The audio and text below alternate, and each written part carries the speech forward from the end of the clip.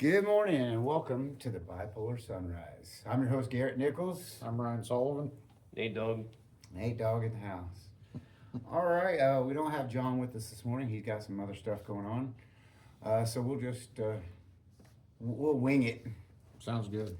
But I did have some stuff I wanted to talk about today that we've kind of veered off the path of talking about mental health, and today I wanted to bring that back a little bit and get your input too, you guys. This time of year.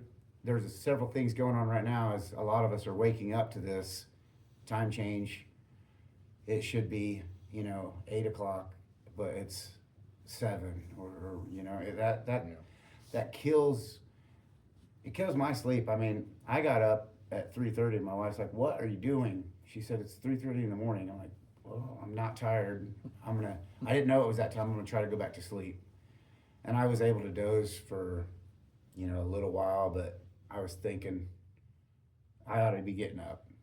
So that I have a really difficult time when the time changes this part of the year. I don't sleep as often. I get up super early in the morning. It already started for me before the time change at all. I think this would happen to me in nature anyway. And I would think that I would do better with it without the visual of seeing the clock, not knowing that there's a time crunch, because then I'm thinking, oh, I've got to get up for work in the morning, or I've got to be at this place and I don't have as much time.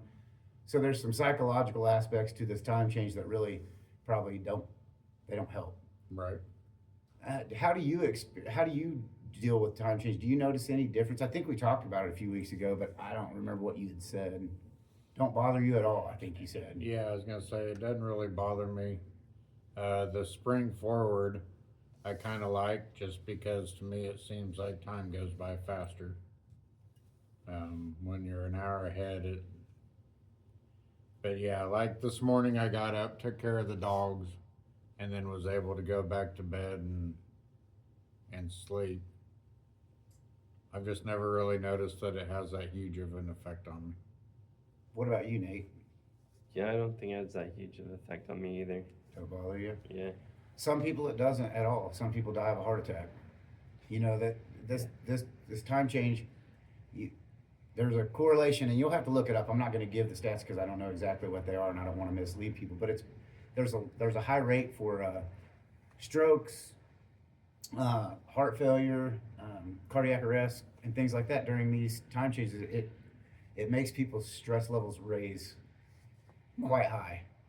So some people it affects them, and I think maybe I'm just more aware of it affecting me now because other people have spoken about it, to where it really maybe it was affecting me, but I wasn't as aware of I guess I would say the side effects from the time change, which is just less sleep, odd sleep behaviors, and I'll work into it eventually, and I'm pretty sure it was going to be that way whether there was a time change, a physical time change or not, just me being a routine guy. The second part of this, that carries onto it, is with the stress, heart failure, car accidents go up. The month of December is really hard on people because of taxes are coming due for some folks. It's the end of the year. You're spending extra money on gifts that you hadn't budgeted in, probably, because most people don't. Everybody knows Christmas is coming, but it surprises everyone every year, and they're not financially ready for it. Well, this year, why don't I just go back? I'm gonna tell a story of my experience and why I absolutely hate the Christmas holiday and everything about it. I feel like, or at least by my recollection, as a young child, I was very honest, and I loved really hard, and I really cared about people, and I really took it seriously when people were sick or injured or hurt, or there was death around me. I was very empathetic to that type of vibe. So if somebody was feeling a way, I would definitely pick up on that, and I would feel for them. I was very emotionally attached to people as a young child, and I feel like, and maybe I'm just saying this about myself because I feel it, but I think I was really an honest child, and I really had a deep passion for family and friends. I think I did. And I really remember how I really wanted to not disappoint people. And when people would trust me, I would really, really take that seriously. Like, all right. It's like you have a key to the tattoo shop here. Mm-hmm. I'd never ask John for a key. And if he tried to give me one, I'd be really, really cautious about handling that.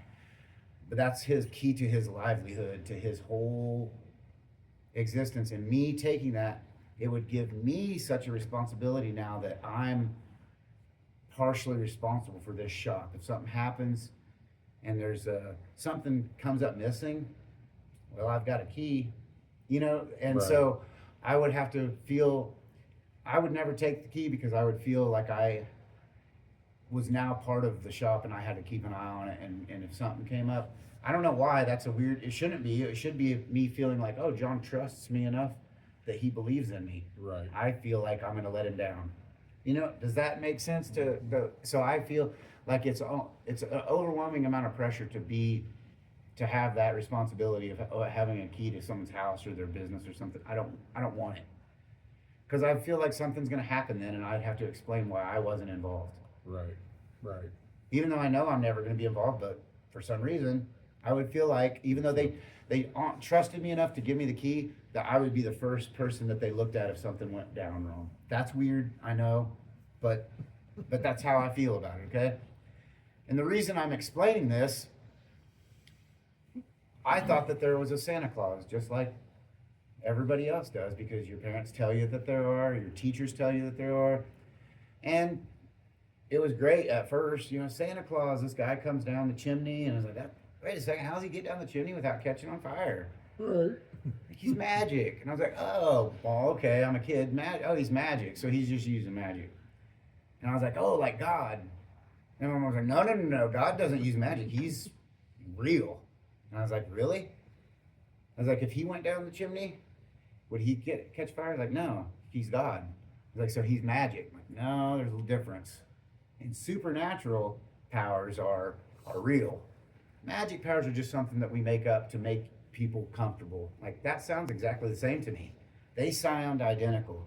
So there was a problem for me right off the bat because I didn't understand the difference between a supernatural loving God and a magic Santa Claus. a holiday figure, a representative of wholesome goodness, sharing, kindness. But he wasn't a god by any means. He's just a magic being. And I'm like, well, I thought magic was fake. And Mom's like, no, not this kind of magic. It's like supernatural magic. It's like, so like God's supernatural. No, Santa Claus is nothing like God. Oh man, this is getting really, it's frustrating for me because I'm asking these questions and this is over time. It's not like I just sat down with Mom one day and started berating her with all these questions.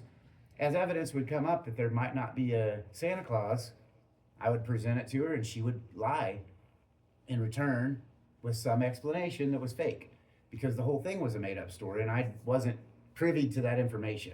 I'm going along with this like, oh, okay. I'm still believing and they're still finding more clever ways to deny me the truth to this subject. And it was starting to really weigh on me. By second grade, this is young. I'm second grade. Mrs. Hare tells us the story of old Saint Nick, a man that would go around town carving wooden toys for children and leaving them on their windowsill if they were good. She said, Santa Claus isn't real. It's a made up story. And I'm devastated because everyone Your teacher told you that? she always does. Oh man. Every kid at Elk Valley Elementary School learns that there's no Santa Claus in second grade by Geneva Hare. Oh my God. So wait, I didn't know. My parents knew. How dramatic. Oh, I know it does seem like. Does this seem like I'm overwhelmed? This is molded. I feel like this is molded the majority of my life when it comes to interactions with people and honesty, supernatural, magic, God, anything of the sorts. My parents did a horrible. I'm a complicated individual in internally. But why wouldn't I lie? Everybody else does about something that was really important to me. So that's the crux of this entire thing was I wanted there to be a Santa Claus so bad because he gave to kids that couldn't get for themselves. Like that was the guy, you know. He would Yep. like if I know if my parents are in trouble, Santa will be there this time of year. At least we'll get something from Santa Claus. That's not the case, you know. It was them breaking their backs and Struggling. overspending on me Yeah. to keep me happy. And what it really done was sour me to the whole experience. I hate Christmas. I absolutely hate it. And this year, so for everyone watching, if my kids are watching, everybody else, I've told most of you, I'm not celebrating Christmas this year in any way, shape, or form. I told my wife, if you want to get the kids something that they need, but don't ask me to put up the Christmas pallet. I made a pallet a couple years ago, cut a pallet into the size of a Christmas tree because I was tired of buying a Christmas tree every year, hauling it in and out of the house. It was just another expense and another. We don't have room for it. We have cats, and they go wild on the tree bet. anyway. So it just didn't make sense.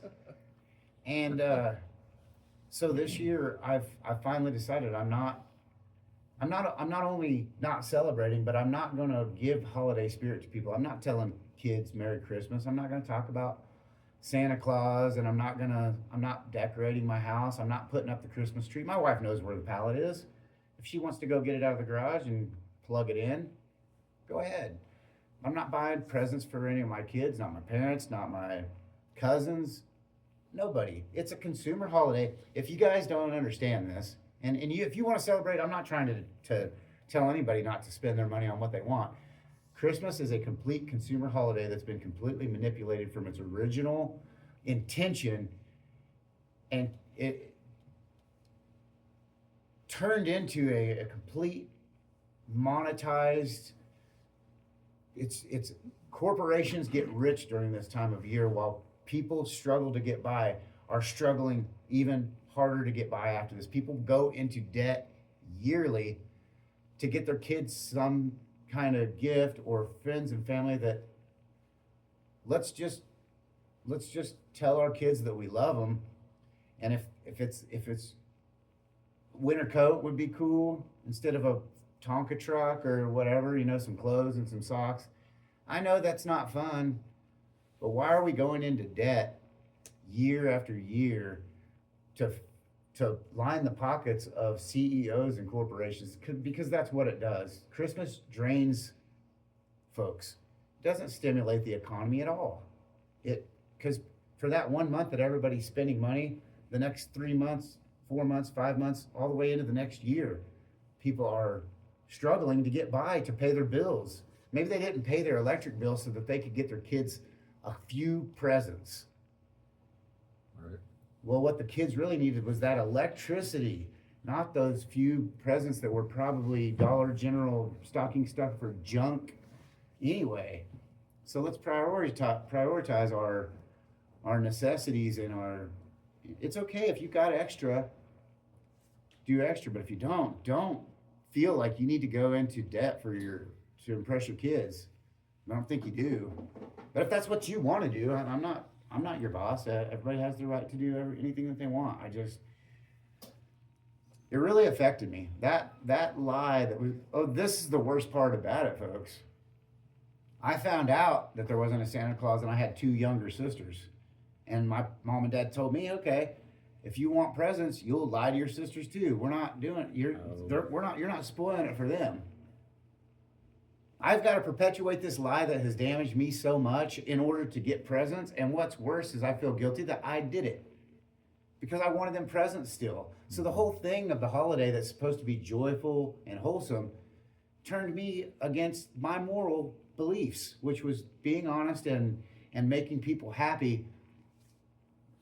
Instead, I lied to them so that they could experience a false joy because they think they got this gift from an supernatural entity when it was mom and dad having to work overtime to make ends meet so that we could still eat and have the small presents. Right. That were, I don't know. This is just it's a really hard time of year for me this year mentally because I always stress over the holidays and deal with these, and I'm not going to stress anymore. I mean, it sounds like I am a little bit now, but my stress is just my stress is now the guilt of not getting presents for my kids and stuff. But my older kids, I already told my oldest daughter, and she's like, yeah. I mean, I'm pretty sure that she was just. I'm pretty sure that Riley always agrees with me, my oldest daughter, because I'm her dad. I think she's just. So she was making me feel better by saying, I agree with you completely. Right. Christmas is complete bullcrap. Well, I see you celebrating, honey. You don't have to believe that Christmas is bullcrap just because your dad does, or you don't have to make me happy by saying, I don't care. If you love Christmas, you go enjoy it. That's perfectly fine. I don't, and I'm not going to celebrate with you. You want to hang out Christmas Day? We can, but it ain't going to be, we're not exchanging no gifts. Yeah, it's the way it is. I don't know. I'm almost 48. I mean, I'll be 50 here in a couple of years. I think that I can make my own decisions on this. Right. My family probably ain't gonna like it. My youngest kids, because they're still want stuff. Right. And my wife's gonna get them stuff. I don't know. How do you feel about it? I mean, you seem like you're just like probably a regular guy. Like, yeah, I'm gonna celebrate Christmas. My wife just probably laughed as she's watching this podcast. Does she love? She loves holidays? Christmas. Some people do. There's nothing wrong with it. I don't like Thanksgiving. I don't like Christmas. I don't like any of it. I feel like it just Mine takes are away. for different reasons. Like the monetary part of it is a lot of the Christmas for me. It's just been bastardized. It's 100% of what you said. I mean, it's word for word practically of what I tell my wife, and I just think it's everyone struggles and nobody's grateful anymore, and if you didn't get the latest and greatest, then Christmas sucked, and I just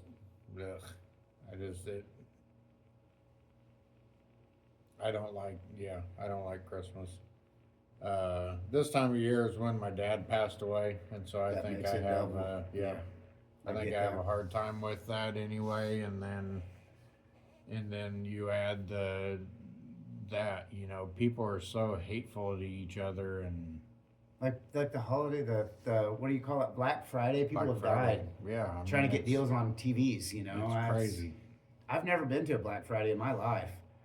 Not that again, guys. Like when I say this stuff, it's like it's not just because I didn't do it. I'm saying that what you're doing is wrong. I got no problem with people doing them. I do have a problem with it. I think personally that it's ridiculous. But everybody's their own person, and I'm not Yep. downplaying your involvement in the holidays. If you want to do it, that's more power to you. What I'm doing is explaining to people that if you feel like if you are thinking the way that I'm thinking, or maybe the way that Ryan's thinking, that's not wrong either, because you don't want to participate in a holiday that you feel has been bastardized by corporations, because it has. I'm sure it's like the day or two after Halloween. If we go on TV right now, there's going to be commercials all over Oh. for toys and whatnot. We went to Walmart to grab some stuff, and they already were putting Christmas, Christmas stuff right, up. Like yeah. we went to Goods, and they were putting Christmas food out. Like it's like, good God. Like you Halloween literally just ended. Well, you can tell. Like this time of year, from Halloween through the winter, like it's bam, bam, bam, bam. There's going to be something for everybody. Yep.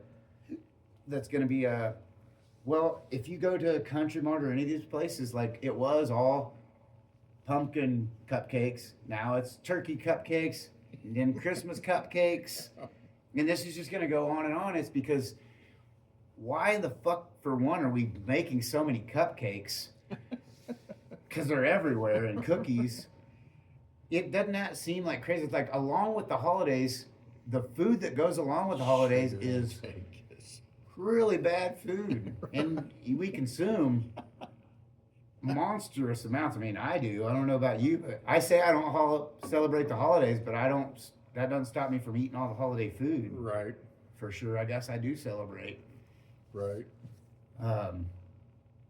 But it seems like to me like if it's a family get together, we're why are we getting together only on a certain time of year that nobody really seems to probably totally agree about? Like, yeah, I gotta understand we're coming together to worship our Lord and Savior Jesus Christ on Sundays. We all agree that He's our Lord and Savior.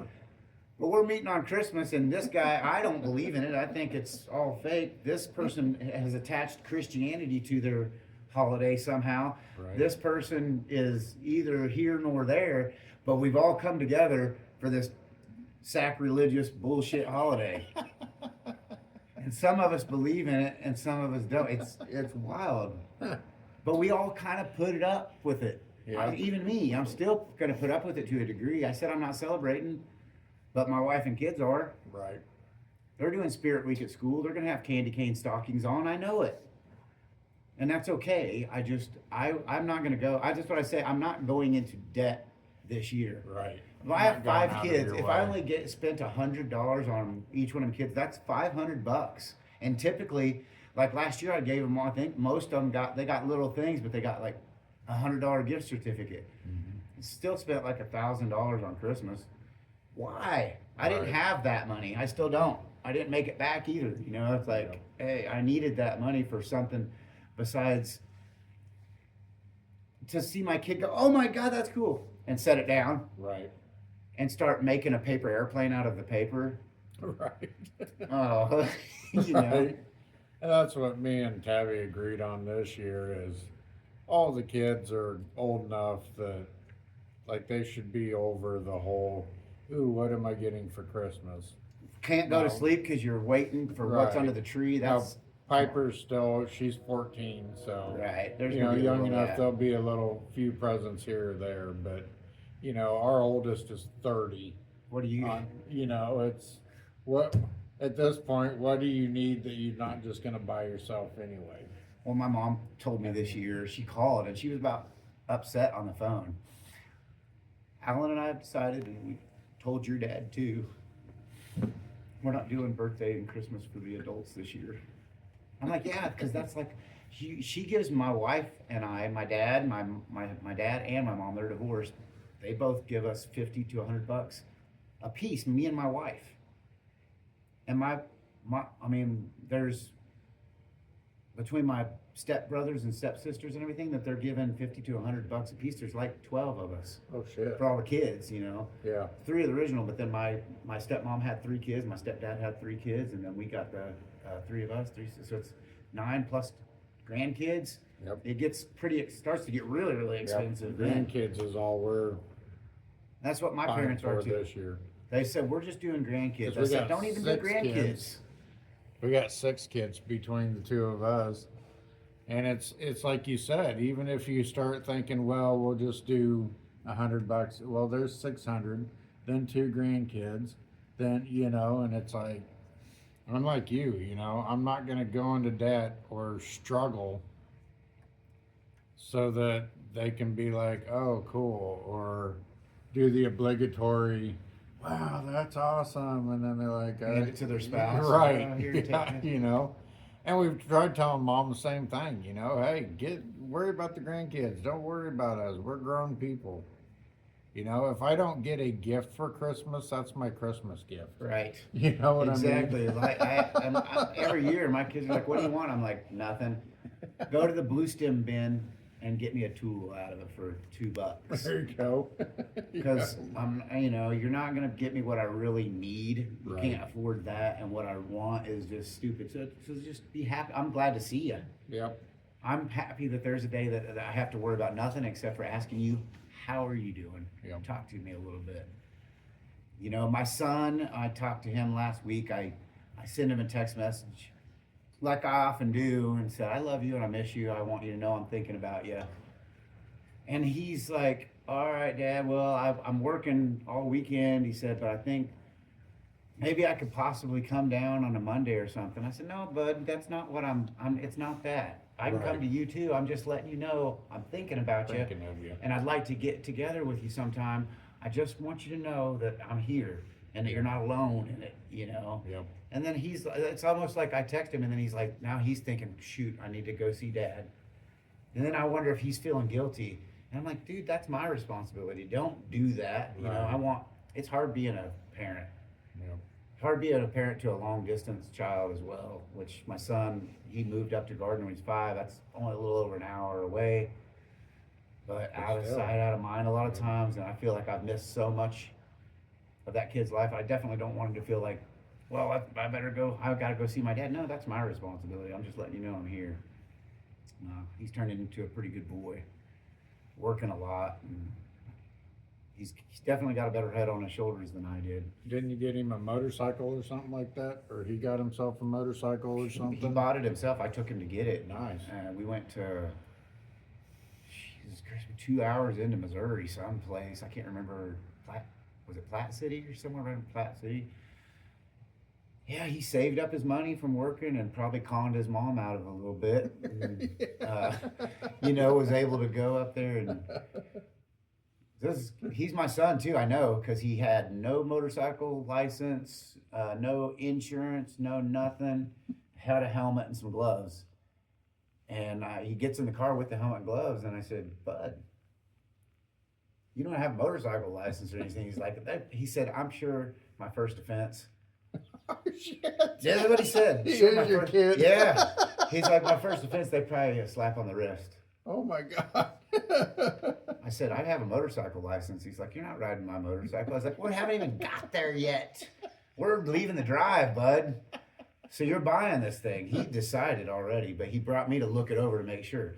But I'm pretty sure if I would have told him no, he still would have bought it. Still would have bought it. I didn't say anything. I looked the bike over. It looked pretty mechanically sound. He rode it. The guy let him No ride it kidding. with no license or anything. He told him, he's like, yeah, I got a license and stuff. You don't? Okay, whatever. So he rode it and he come back. He's like, I like it. And I'm like, yeah, I heard the way you took off. It sounded like you love it. Cool. So he did. He bought that motorcycle, and I don't know if it's his folks or what, or I mean his folks, his mom and stepdad, but he's driving a new Mustang now. He had a Kia, and I thought that was great. That'd get him by for a long time. Right. But he's driving a Mustang now. He hasn't told me about it, but I've seen pictures on Instagram, so I'm not sure exactly why he hasn't said anything or what's going on. But Gotcha. I don't know how we got to there. But From anyway, a Kia to a Mustang. fuck Christmas. Yeah, I'm with you, man. Mine's like you said, for different reasons. Same reasons later in life that you have now, but I didn't have that. I didn't feel that anxiety or that letdown like I'd been lied to, or I didn't feel that as a kid. To me, I was disappointed. But I wasn't disappointed because I'd been lied to. I was disappointed because I didn't want to let go of the magic of Santa Christmas. Claus and all of that. When I realized it was my parents that had been buying it, it lost the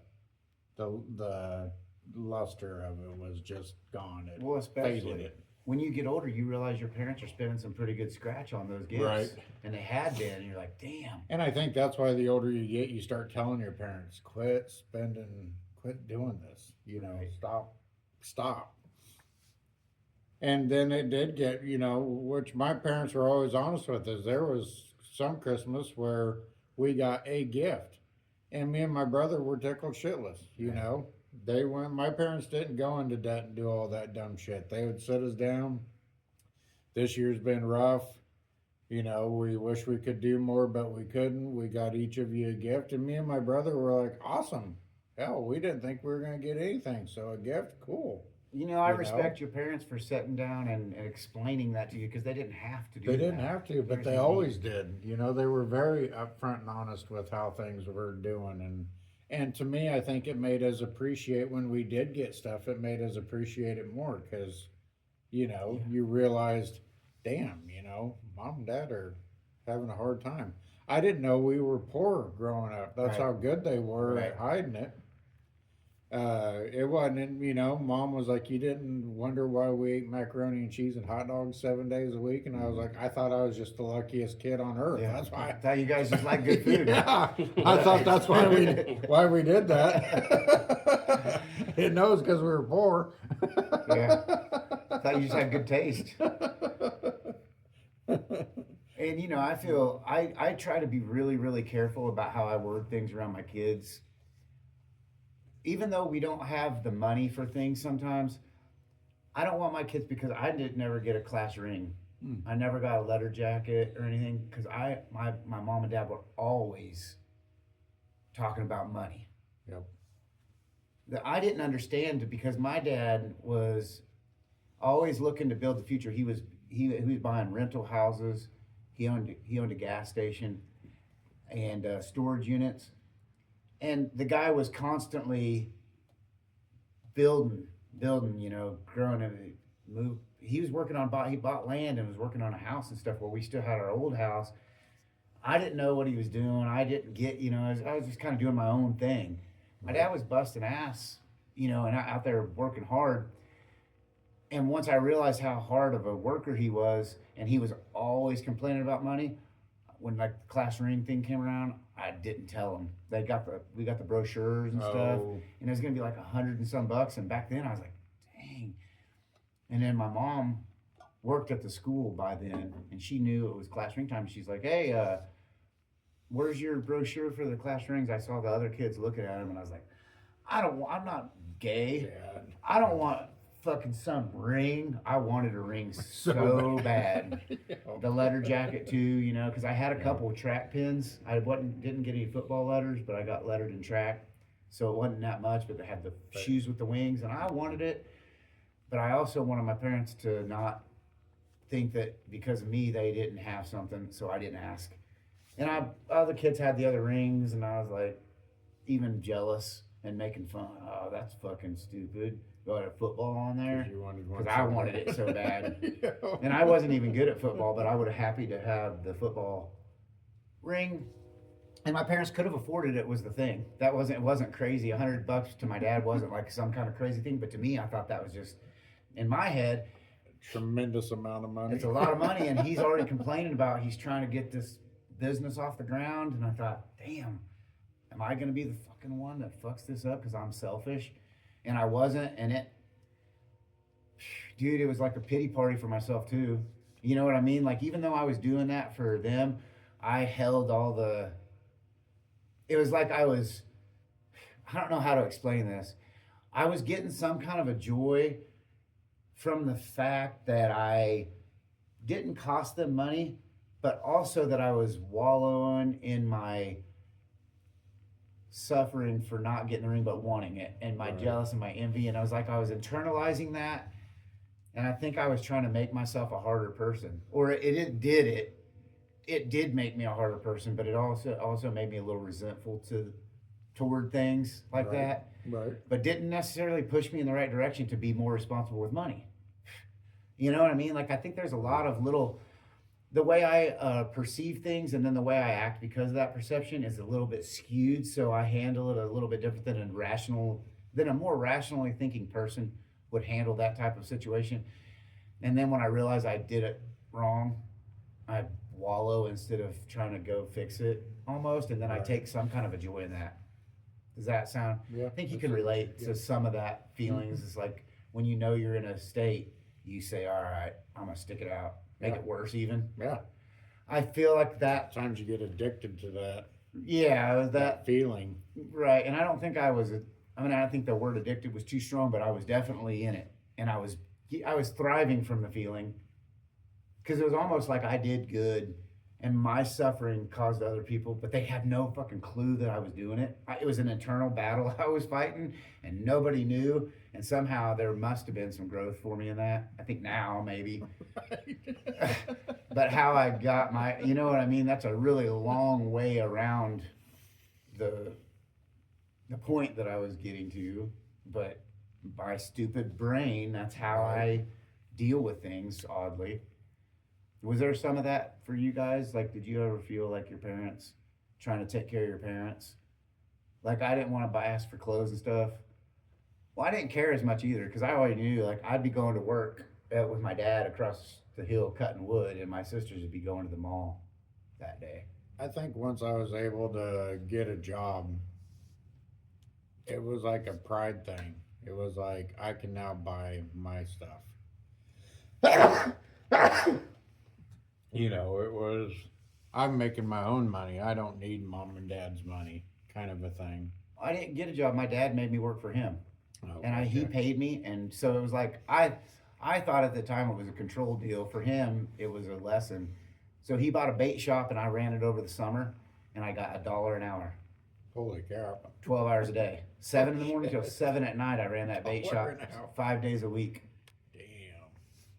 all summer long. And then at the end of summer, or it wasn't the end, it was when he got the income tax money back from the store. The first summer, he bought me a set of wheels and tires for my truck that I really wanted, some rims and tires, make it look good, my old beater truck. And then the second year, we rebuilt the motor in my truck, put some new pistons in and stuff, souped it a little bit. And we had some guy do it that totally fucked it up. It had less power than it did when it was new. Oh, shit. It was a bad deal. Anyway, but that, he did stuff like that for me, and I didn't understand that exactly. I was like wanting to get paid. I was like, I can go. My buddy's working at Taco Tico over in Independence, and he's bringing in like 100 and some a week, Right. and I'm not getting 100 all summer, but I'm gonna get wheels. And it was my help. It was like I worked on the farm, but I was helping my dad. I didn't think of it that way. I thought he's trying to control everything I do. No, he needed help with his business, and I was available, and I learned a good lesson. It was years later. I learned, okay, that was actually a really good deal. I got to sit and watch movies all day on my ass, 12 hours a day, and not really have any responsibility. And none of the other kids got wheels and tires coming into the new school year. I mean, sure, some of them did, but Right. I felt pretty accomplished. I worked all summer for that. Had a little scratch to spend on popping dunks and whatever I wanted, fuel for my vehicle. And then I got a big deal at the end of the year. So it ended up was a great deal, but as a kid, my stupid mind, my youth, and my my mind, it's just my mind. It didn't change, I guess, too much when I got older. That's how I got my Letterman's jacket, was I worked for my dad. They couldn't afford it personally, so I worked for his business, helped him with some boiler jobs, and then that was my payment for helping with the boiler jobs. Is Sounds like a the good deal. business bought me a Letterman jacket, and so I get the. And there was a lot of times that I helped Dad just because he needed an extra set of hands. Mhm. He was like, "You working today?" No. Well, now you are. Damn it. Yeah. Damn it. Okay. And a lot of times it was just helping him carry stuff in and out of the basement, or because at that time I didn't really know much about anything. But it's like you said, didn't realize it at the time, but I was learning as when I finally quit being stubborn and just being pissed off that I was there and actually paid attention and started learning stuff about boilers and plumbing, and it was like, oh shit, this is actually pretty interesting. Plus, how many fucking mornings I wake up that I would just love for it to be my dad flipping the light on and throwing all the blankets off of me and saying, "Get your ass up, we're going to work. What, are you going to sleep all day?" And then going and hanging out with him all day long. Even though it was out in sometimes we'd start cutting wood and run over to Independence and get a bite to eat, and it was just me and him, and I just didn't. I was like, God dang it, why don't we just go home and I play Nintendo, Dad? Because he was trying to spend fucking time with me, and I didn't know. And I was like, you're not cool. I want to hang out with my friends. And he's like, I want to hang out with you. And I'm like, old man. Loser. You know how I love going down and hanging out with him on the weekends now, go down and ride around in the side-by-side just through the hills and him show me shit that he thinks cool. Yep. I never thought was cool when I was a kid. It would have been super cool, but I was so concerned with going and doing my thing that I didn't get to experience a lot of stuff with my dad and I'm sure it's the same thing for you. I bet there would be nothing make you more happier than this morning. You would have woke up and your dad was like, Brian, I need some help. Get your ass in gear. Yep. It's cold outside. Yep. You're You working don't today, want to get boy. up. But you were with your dad, and it sucked. Look, it still sucked. Wintertime cutting wood. Sometimes Dad would start a little fire to warm the jersey gloves that we wore never fit my hands. They were too small. So I'd throw wood into the truck and the glove would fucking go with it. You know, and I was like, I've got to go dig through the wood to find my dad. Quit fucking around and get that truck loaded. You know? All good stuff, you know, that you don't, of course, when you're a kid, of course, you shouldn't want to do that. But damn, man, if you could have just grasped how important those times were. Oh, well, on road trips, you know, we worked on boilers, 200-mile radius of Emporia, and there's times we'd be driving to Garnett or Lost Springs, and man, Dad would get in one of his storytelling moods, and you didn't want to make it to the job site Because you just wanted him to keep talking and telling stories. Because Dad didn't talk about his childhood or stuff very much, so when he did, it was a treat. And some of the stories he'd tell, one minute you'd be laughing, the next minute you'd be like, damn, that's that got dark. But it was just cool. And you'd get to the job site and you're like, fuck, I hope he wants to talk like that on the way home. And hell, he'd just smoke cigarettes and be silent all the way home. But no, piss stories, and you look back at that, and there was times, like you said, Dad would be like, well, let's go eat. And even as an adult, it's like, I don't want to go eat. I want to go eat my food at my house, and, you know, and it was just Dad's way of getting that little bit of more time with you. And all you could think about is trying to shovel down your food so you could get the hell out of there and get home. And, you know, you think of all those times that it's like, damn, that's all Dad wanted was just some company. Because Mom may have been, especially if Mom was going out with Aunt Cheryl or something. Right. It's like, well, just because you don't have anyone to go home to, Dad. Yeah. You know? Like, yeah, I'm your dad, you little bitch. I made you. I mean, it is too, like with my son, you know, Angie moved up to Gardner when he was 5. And so I had him, he was my boy for 5 years. You know, just me and him most of the time. And then he moved away, and that gap was tough. I bet. To fill, and then, you know, it never got easier traveling for baseball games, and now he doesn't play baseball. I used to think, oh God, I'm going to Blue Springs. God, I got 2.5 hour drive and it's a doubleheader. I'm going to sit all day. I wish I could sit at a doubleheader this morning for fucking all day long and watch my little boy play baseball. Yeah. I would like, you know, like, damn, I don't want to drive to Blue Springs. And now you just think back, that was a couple years ago, and I would like nothing more than to be bored as shit watching a boring baseball game, because I'll never see my son's red cheeks. You know, when he did something, looking up at me hot and like, you know, waving and like, yeah, you did it, son. Super proud. Yes, he was happy and I'm happy, and it's never gonna happen again. Those little moments like that, you know, I guess you could look back on them like we're doing now and kind of reminisce and be happy or be sad or catch a feeling from those memories. But unfortunately, that's just what they are. Is they'll never be reality again. It's just your memory. Yeah. Well, and you know, you don't know it in the moment. It's like you hear the sayings that it's like, I didn't realize that was going to be the last day my kids played on the playground. Yeah. You know, Yeah. I hear things like that, and it's like, God, that's so true. You think that, and they'll be little forever, or like you said, doing stuff, and it's like, God, I'd rather be anywhere but here right now. And then, you know, you look back now, and it's like, what was the big deal? Like, let's do it again. Yeah. Let's do it again. But I don't want kids anymore. Yeah. No. I've got to the point where I don't baby. I don't want a baby, let's say. I want my kids. I always want my kids, but man, was a really Just more kids, no. No, it's just very difficult. Get a dog.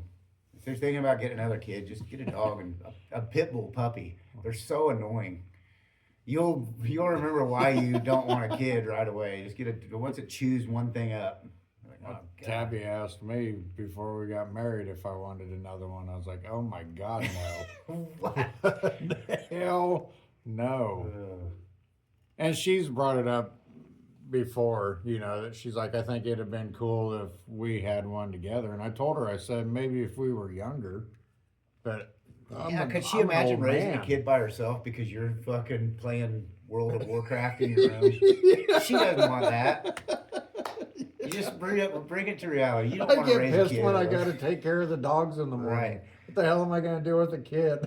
Like, you want me Put it to in the get up and kennel? put a kid outside every morning? I don't think so. I got the dogs too, and now this? No. I think that there's probably like it's not like the thought doesn't cross my mind from time to time when I see somebody with a baby and I'm like, oh, because like it's fun. You smell a baby like that. Oh God, they smell like a baby and they're so Yeah. cute and they're looking at you with just all this wonder, and then they go, and you're like, Yeah. okay, that's enough. I remember now. Yeah. The smell when I was handing her off, there was a little poop smell too. And now I've got that in my head. I know what that's like. Yeah. So no, that was fun while it lasted. But you get to I think patience is a big. We get more patient over the years, but less for the childish type of things. Like we've already raised our kids and we've grown out of that. I think. Yeah. I still got some teenagers at home, but I don't have any more kids.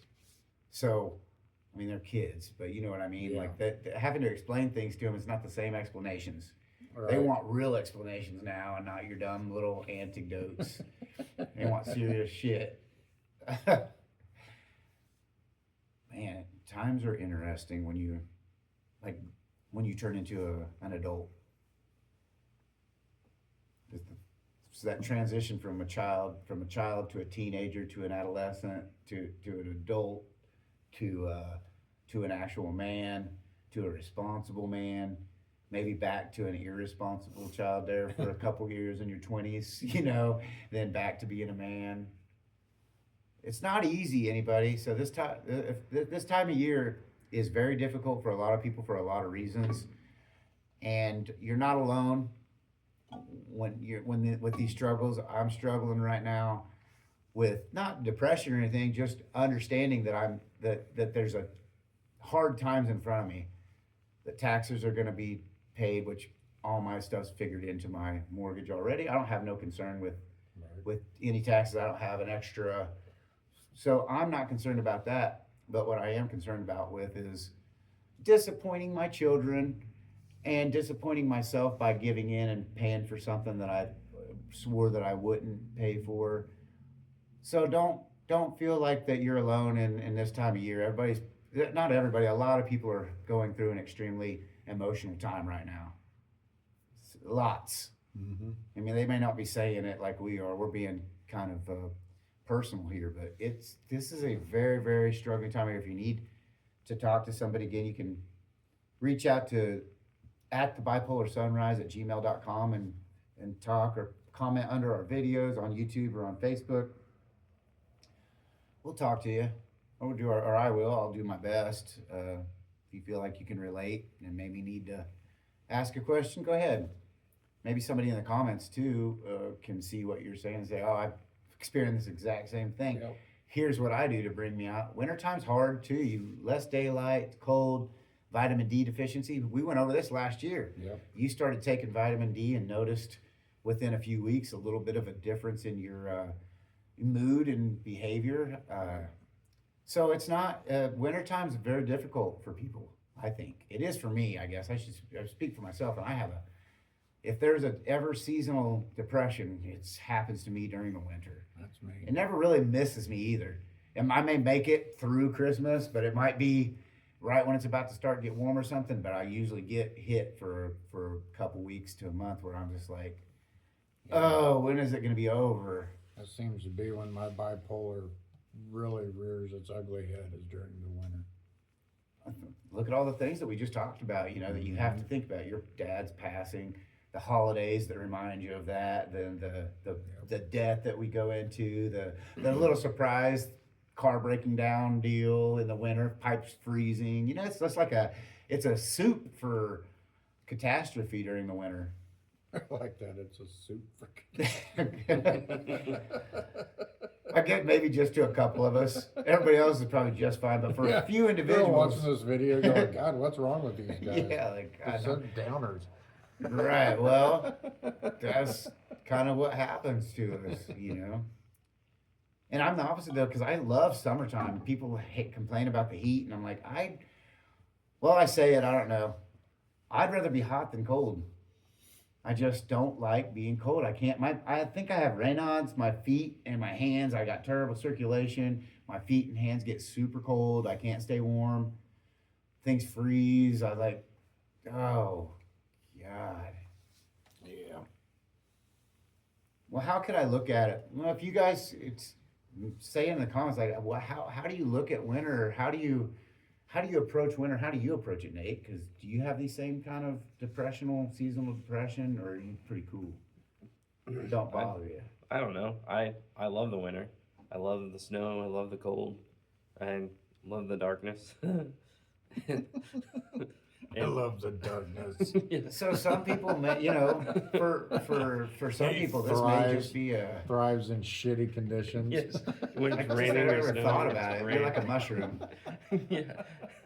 Just pile the shit on me. Just pile it on. I love it. Yeah. Well, I never thought. I guess I just never looked at it from the perspective of someone that actually enjoys that Right. type of season. I can't imagine why. I mean, I don't. It's not. I just because it's cold. It's dark. It's like. You're listing all the things that he loves about it. Yeah, he's like, yes, keep talking. I'm getting a That's boner right probably now. why. Fuck yeah. Oh God, I need to go use the bathroom, guys. Gotta go shake off my summer blues. I do hate Christmas though. You do? Yeah. Is it if you mind asking, why do you hate Christmas? Well, I think it started when my birthday is December 16th. So, it seemed like my birthday was centered around Christmas, and it would. Nothing. You never got to celebrate your birthday. Well, they tried, but it was Overshadowed by Christmas. like Christmas. Yeah, My we son's put December 7th. I get it. the Christmas tree up on December 16th because that's my birthday. Why not do something amazing? But it's putting up a Christmas We tree. weren't doing nothing for your birthday. We're doing it for the rest of the family. Yeah, we're doing chores. Yeah. Yeah. Cool. Yeah. Thanks. Happy birthday to me. You want to mow the fucking yard too? Yeah. Gonna rake leaves and put up the Christmas tree. Happy birthday. The sidewalks look pretty snowy. You gonna go shovel them or no? Yeah. Like, you want to have a happy birthday or you want to walk through snow, son?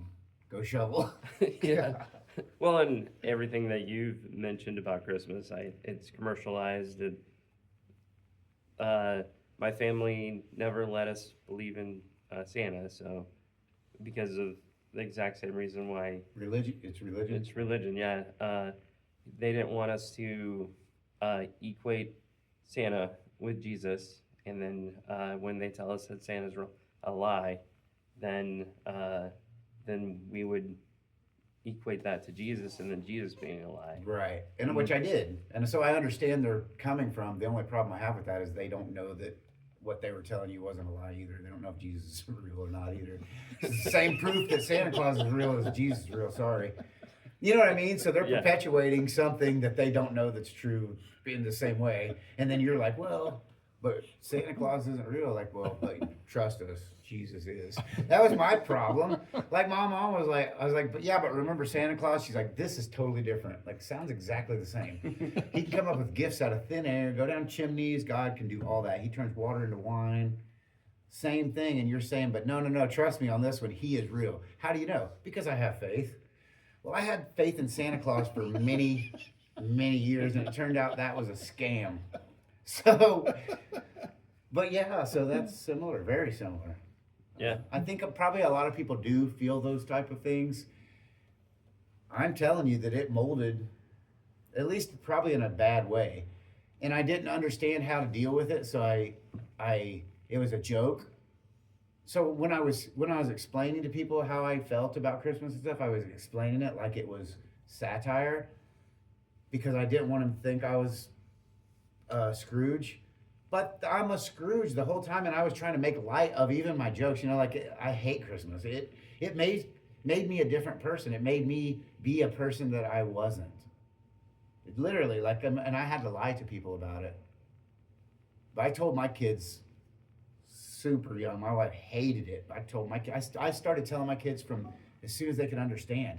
my wife would be like, Santa Claus is coming. I'd say, Santa Claus isn't real. And she's like, stop that. And I'm like, no, I'm not lying to my kids.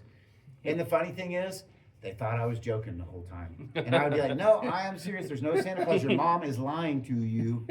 They're like, oh, And then they'd be like, well, we're not going to gifts because Santa's not real, Dad, right? And I'd be like, no, he really ain't real. I'm not. There's no wink. Like, what are you winking at me for? It's a lie. I'm telling you the truth. And then they would believe their mom. And they don't hate her. Which I can't get why. She lied to them. Oh my God. It had a deep impact on my life. Probably the deepest impact out of anything. That was when I learned, like I guess not learned, but that's what I equated to right from wrong, yes and no, morality and not having morals and not having morals. Because if you could lie to your kid about a supernatural being that, I don't know, it just seemed like that's why? What the fuck are we doing having this mass lie told to kids over and over and over? Doesn't seem very Christian like. you know? Yeah. Could be wrong, but I think that's part of the whole thing of like, do not lie. You know, it's like, but why do we do it? It's a commercial holiday now. It's in the history books as, well, what is it now? I'm not in school anymore. What do the kids pick up when they go to school about the holidays? Because you can't say Merry Christmas anymore. It's like a season's greetings, right? Yeah. Like they've changed Happy the dynamic holidays. of the holiday to where it's not like ho ho ho, Merry Christmas, and to all a good night, all that Miracle on 24th Street. What was that show called? Kind of what we used to watch, the wholesomeness of Christmas. We're like, no. This isn't that what it is now? It's like it's just strictly a consumer holiday. Santa Claus is the guy that delivers Coke, bottles of Coke. Yeah. It's not the Coke. I That's thought it was. Yeah, no, no, guys. it's Like like- that's the whole Well, thing with polar bears and Coke. During the Santa's a drug dealer. during whatever during whatever years they weren't selling Coke during the winter seasons because it was Coca-Cola was like a summertime, put it in the cooler and go out to the beach. So the whole thing of all the Christmas spirit came from Coca-Cola. I think you could look it up, but I'm pretty sure that there was no anything to do with but Coke like commercialized Christmas. I think Coca-Cola as a company was the ones that really put the commercialness into, if that's a word, into Christmas. Yeah. Like before you weren't seeing commercials to go shopping for Christmas. It was just a holiday. But then it started being televised and it was like, yeah, look it up, Nate, because now I'm curious if I'm just a liar. 'Cause there's a lot of AI videos out there now. And I like look at them like, dang, I didn't know that. And like, wait a second. Of course this can't be true. I'm so easily tricked.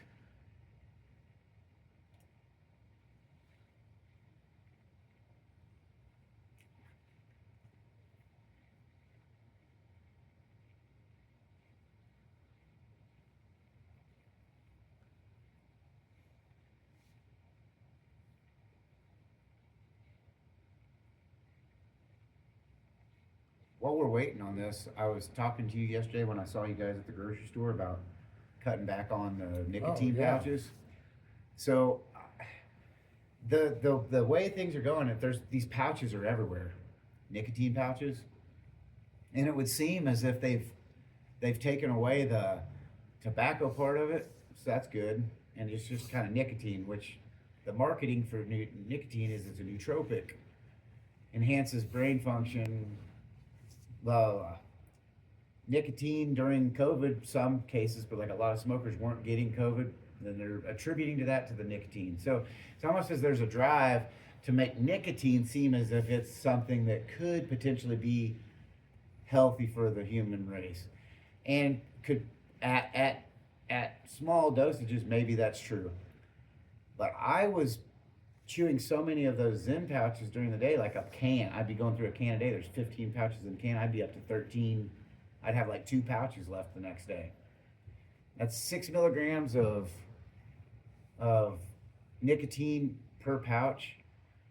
15 a day, that's a lot of nicotine. 60 milligrams of nicotine is close to lethal dose, they say. But I don't think that, because a lot of the guys at work chew like 90 milligrams. You just cut yourself out of the picture a little bit. Perfect.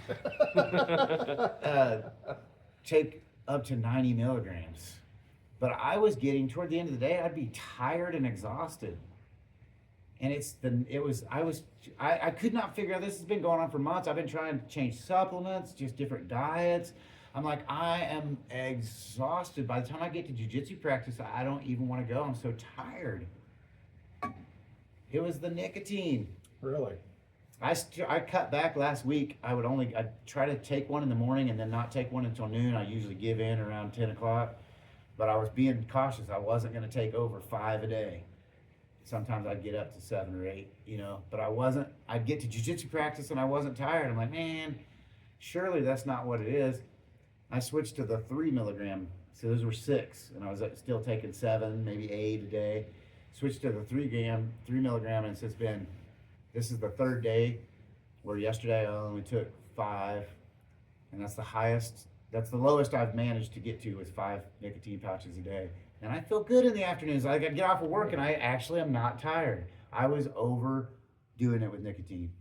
So if you think those pouches are healthy for you guys, they may be healthier than cigarettes, but you gotta limit them. Go. It says that, obviously Coca-Cola didn't invent Christmas, but in 1931, they changed the Santa Claus into the Santa Claus that we know. And Cool Santa Claus. Yeah, and helped shape a warm, jolly Santa based on the poem Visit from Saint Nick, which became associated with the brand and festive message. So from 1930, they started to commercialize Christmas with Coca-Cola, and it just went from there. Yeah, nobody ever fucking put polar bears and Christmas together until Coca-Cola put that in their ads. So literally, before Coca-Cola came out in the 30s, Christmas had a whole entire different meaning. It was literally served up to us on a consumer platter. And Coca-Cola started off with a great idea on how to make people drink Coke, because they associate it with a supernatural, jolly, fat man that gives presents to kids. And that's when it started to where, and now look at it. I mean, Walmart's big drive of the year, Target's big drive of the year, Amazon's big target time of the year is Black Friday, Thanksgiving through Christmas. They make billions. Yeah, they have Christmas stuff before Halloween was even over. That's wild. And then even the small holidays, Valentine's Day, the store turns pink during Valentine's Day. There's millions and millions of boxed candy hearts with messages on them. Why? They taste like shit. Those little chalky pieces of fucking heart, and I've probably eaten 1 million of them in my day,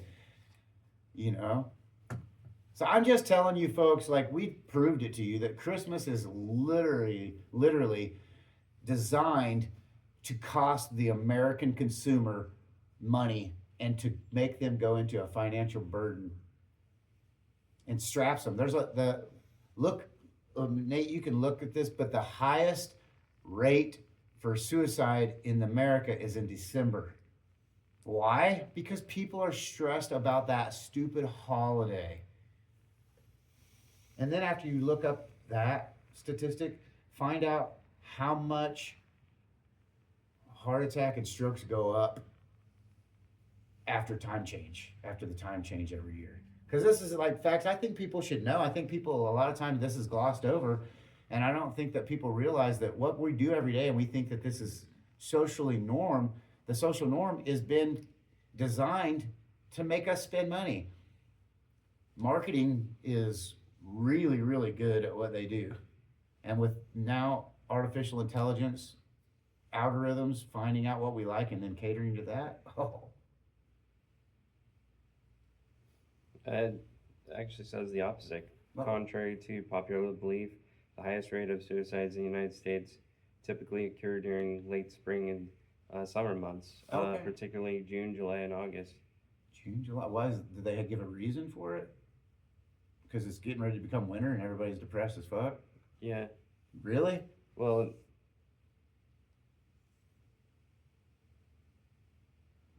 because of the increase in energy, that's when they actually are motivated to act on the suicidal thoughts. Huh. I stand corrected. I'm glad we looked that up. So that was a myth that I'd been following all these years. I thought that too. Okay, well that clears some things up. So maybe people don't hate Christmas as much as I thought that they did. But what about the time change in the? Are you looking that up? Says studies show a link between the spring time change and an increase in heart attacks and strokes. That's wild. Car accidents too, I think. Specifically, there is an approximately 24% increase in heart attacks on the Monday after the spring forward, and an 8% rise in ischemic strokes in the days that follow. Isn't that pretty high? 24% out of 100 seems a lot. And that's just a few days after the time change happens. Heart attacks just go. Yeah, the Monday after. The Monday after. So tomorrow morning, a lot of people that normally wouldn't be having heart attacks probably are going to, and get a stroke or have some maybe stuff that leads to it later on in the year. You know, like you get so emotional, like stress. My brother's got Crohn's disease, and dude, like anytime that I've ever seen him in the hospital, because he's gotten super stressed out, broken up with a girlfriend, you know, financial problems, puts him in the hospital. So the Crohn's it wouldn't affect him as much as that stress that caused the Crohn's to act up. So stress out about the holidays, might get a stroke. You know, you stress out about anything at any time, but especially around time change, it seems like that's probably not something. Don't you think that we should probably naturally just sleep a little later and naturally go to bed a little earlier because of winter? Like it's colder, we need to reserve the energy. Like that's the biological thing that we should do, but we're like, nah, we're smarter than ourselves. Yeah. And the time change it wasn't for mental health. It was so that people could stay out in the fields and harvest longer, right? Like things we do time changes for the consumer. We got lights on all of our tractors now. They're ran by GPS. I was We getting don't ready to say, need don't to even have drive the tractors anymore. If there's a 1,000-acre farm, they just put all these combines into GPS and they fucking plow the fields themselves at night. So why are we still doing the time change? It's something I can tell you just because of my warped mind. It's some sort of a government deal to keep money flowing into the pockets of the government or to keep the citizens down. It's got to be. We're the only. Not every state does it. Yeah. It's not even universal across the United States. Why the fuck does Kansas still do it when I made a post on Facebook and there was like 2 people out of 100 that was like, oh, time change doesn't bother me at all. Everybody else said they fucking wish the time change would just stop. Everybody except for a few people. So why do we keep doing it? I don't know. I don't either. I mean, it doesn't make sense when most people agree. Do we get a petition? Because I think that the majority of people would take time out of their day to sign a petition. Right. Now, if you're telling me like I want to sign a petition to have the potholes filled in Emporia, yeah, fuck you. I don't care about the potholes that bad. But time change, I would, and potholes are kind of a big deal, you know. But for me, I care more about sleep and not having a stroke. What time is it getting to be? 8:16. You guys got anything else you want to dive into this morning? If there's anything pressing on your mind? Not that I can think of. I've been talking all morning like usual.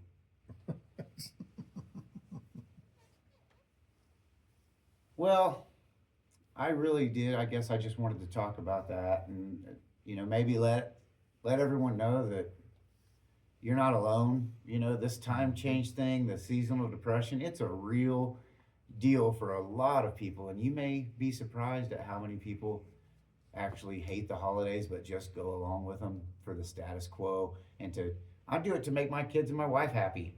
Right. You know, and my mom. Oh Lord, because I called her and told her fuck Christmas, and I don't want nothing to do with it. And you're probably the main proponent of the reason why. And she said, well, you're still gonna come to dinner, aren't you? And I'm like, fuck you and your fucking dinner. Yes, I'll be there. Make sure you have cranberry sauce, because that's the only thing that gets me through Christmas. Deviled eggs and cranberry sauce. If you don't have those two items, don't invite me to your house. Not that I get invited many places anyway, because of the no call, no show all the time. Like, yeah, I'll be there, man.